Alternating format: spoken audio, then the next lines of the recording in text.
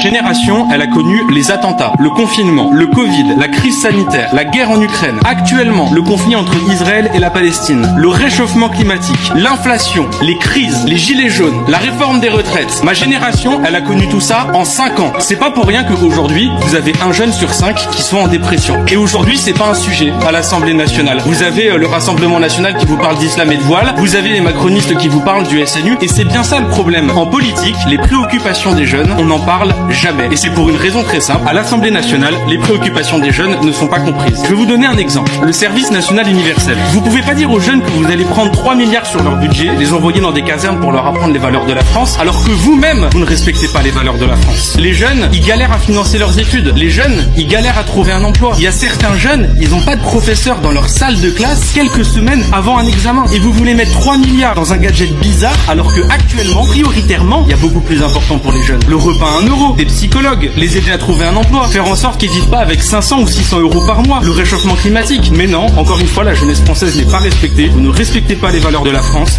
Vous mettez tout cet argent dans un SNU qui nous coûte cher et vous ne comprenez pas que ce soit ressenti comme une injustice par la jeunesse.